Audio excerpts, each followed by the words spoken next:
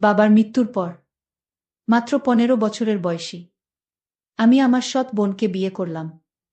বিয়ের প্রথম রাতে যখন আমি তার কাছে বাসরীয় কাজ করতে গেলাম, তখন সে আমার কাছে কাকতি মিনতি করতে লাগল। সে আমার সাথে এসব করবে না। আর এদিকে আমার জীবনে প্রথম বাসর। এই মুহূর্তটা কি হাতছাড়া করা যায়?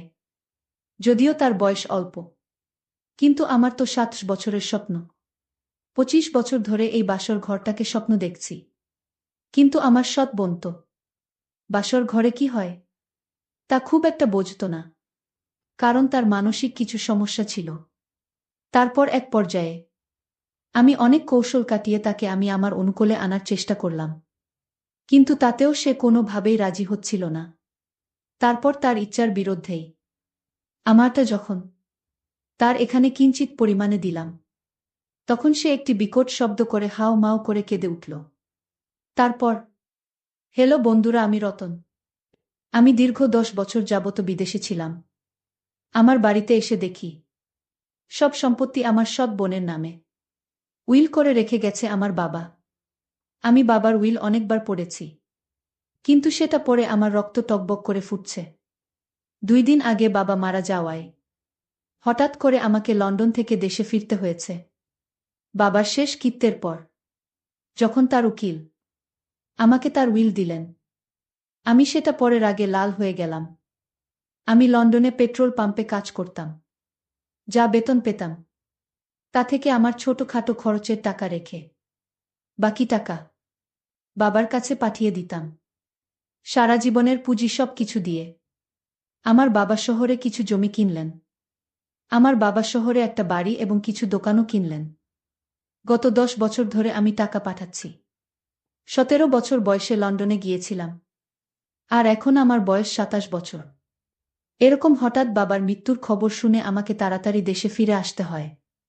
বাবা মৃত্যুর পর তারা আমাকে ছুটি দিতে চাইল না। আমি জোর করে চলে আসলাম, যার কারণে সেখান থেকে আমার চাকরি চলে যায়। মনে মনে ভাবলাম, আমি যে টাকা বাড়িতে পাঠিয়েছি বাবা নিশ্চয় তা আমার জন্য গুছিয়ে রেখেছেন। তাই আমি বাড়ি গিয়ে কোনো ছোটখাটো ব্যবসা করে হলেও চলতে পারব। কিন্তু আমার বাবার উইল আমার হোশ উড়িয়ে দিয়েছে। উইলের লেখা ছিল যে লন্ডনে যাওয়ার জন্য তোমার টাকার প্রয়োজন ছিল, তাই আমি আমার জমির কিছু অংশ বিক্রি করে তোমার টাকার ব্যবস্থা করেছিলাম। তাই এখন এই বাড়ি এবং বাকি সম্পত্তির উপর শুধুমাত্র মিলার অধিকার। যখন তুমি লন্ডনে গিয়েছিলে তখনই তুমি তোমার ভাগ পেয়ে গেছ। এটা পরে আমার মাথা ঘুরতে লাগল। অন্যদিকে আমার বোন যে ছোটবেলা থেকেই মেন্টাল, মাঝে মাঝে সে পাগল হয়ে যায়। যদিও আমার সৎ বোন, আমার বাবা কিভাবে তাকে তার সমস্ত সম্পত্তি দিয়ে গেলেন তা ভাবতে ভাবতে আমি প্রায় পাগল হয়ে যাচ্ছিলাম। একটি বারও বাবা আমার কথা ভাবলেন না। উইলের সমস্ত দলিল পত্রাদি ঘেটে আর একটু অংশ পড়ে দেখলাম শুধুমাত্র সম্পত্তি নয়, আরেকটি শর্ত দিয়ে দিয়েছেন বাবা। উইল করার সময় উইলে পরিষ্কার লেখা রয়েছে যে যেই ব্যক্তি আমার মেয়ে মিলাকে বিয়ে করবে এবং সারা জীবন আমার মেয়ের পাশে থাকবে, সেই ব্যক্তি আমার কেবলমাত্র স্থাবর অস্থাবর সকল সম্পত্তির মালিক হবে। কিন্তু বিয়ের পরে যদি আমার মেয়েকে ছেড়ে সে চলে যায়, তাহলে সে সম্পত্তি আর এক সুতাও পাবে না। বাবার এরকম একটা কাণ্ডের জন্য আমার জীবনটাই ধ্বংস হয়ে যাচ্ছিল।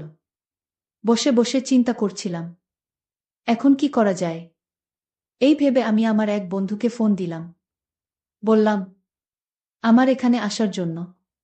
তারপর সে আমার কাছে আসে। তাকে নিয়ে আমি একটু অন্য জায়গায় ঘুরতে গেলাম। ঘোরার সময় তাকে আমি শেয়ার করলাম সম্পূর্ণ বিষয়টা। শুনে আমার বন্ধু আমাকে বলল যে, রতন, তোর কাছে এখন একটি সমাধান আছে। তারপর আমি বললাম, কি সমাধান? সে বলল, তুই তোর সৎ বোনকে বিয়ে করে নে, তাহলে তোর সকল সম্পত্তি আবার তোর হাতেই ফিরে আসবে। বন্ধুর মুখে এরকম ধনের কথা শুনে আমি কিছুটা হকচকিয়ে গেলাম আর বললাম, বন্ধু, এটা কি করে সম্ভব? সে তো আমার বোন। সে বলল, বোন হলে কি হবে? সে তো তোর আপন বোন না, সে তো তোর সৎ বোন। আর সৎ বোনকে বিয়ে করা যায়। আমি আমার বন্ধুকে বললাম, বন্ধু, সে আমার সৎ বোন ঠিক আছে, কিন্তু যখন আমার বাবা, আমার মা মারা যাওয়ার পর দ্বিতীয় বিয়ে করে, তারপর থেকেই তাদের সাথে আমার সম্পর্ক ভালো নেই, কোনোভাবেই ভালো নেই। এখন আমি তাকে কিভাবে বিয়ে করব?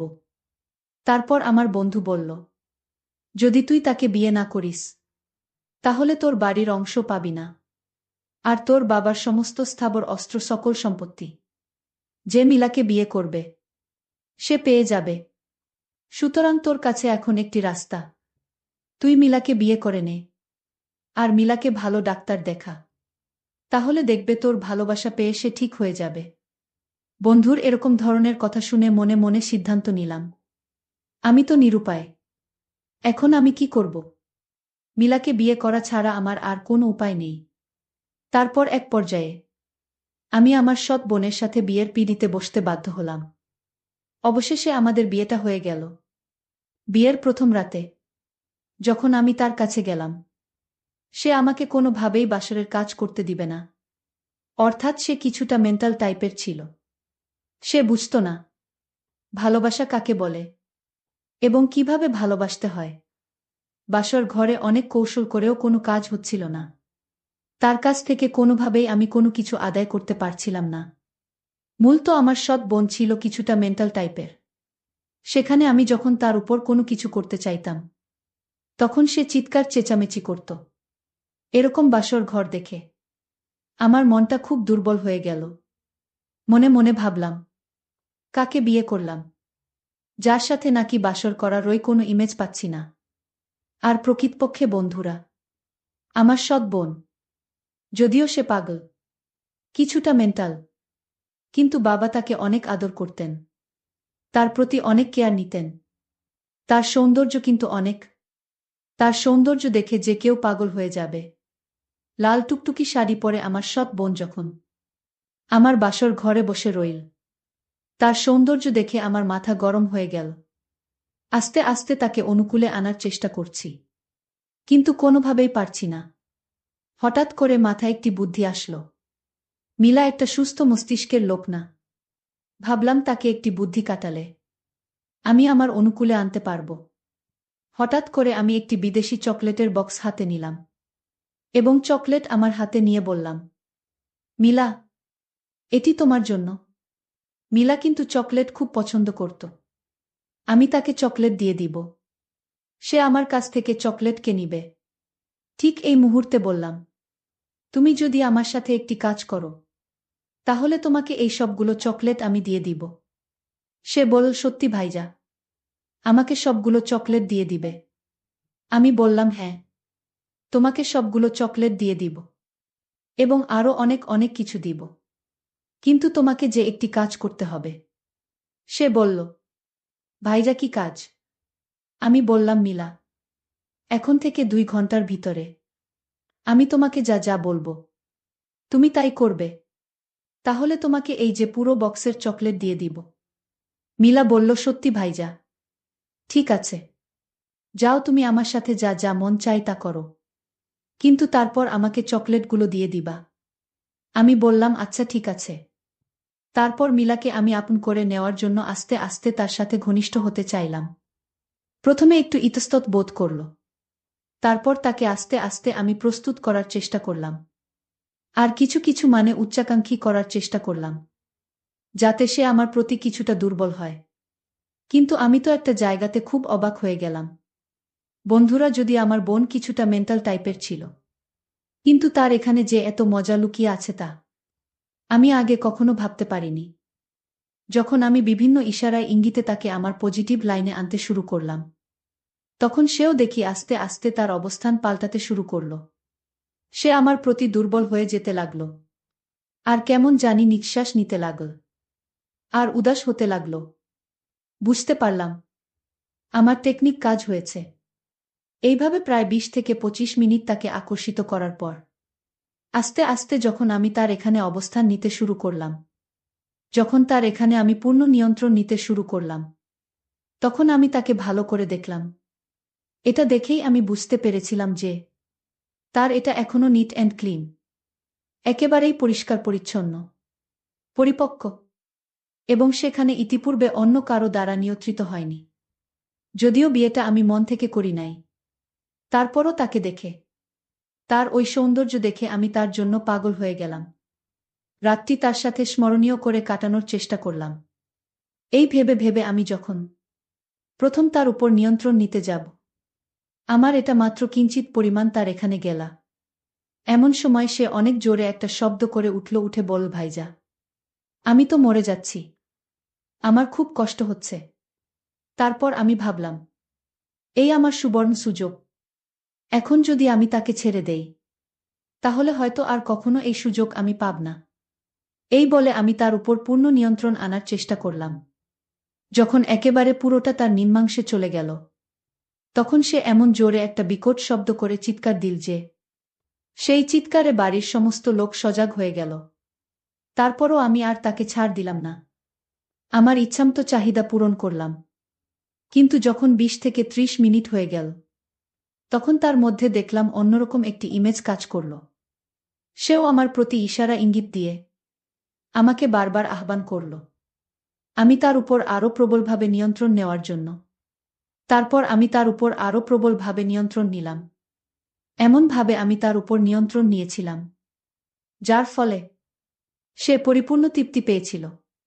এবং এই নিয়ন্ত্রণ নেওয়ার ফলেই আমাদের ঘরে পরবর্তী কিছুদিন পরেই একটি ফুটফুটে কন্যা সন্তান হয়েছিল।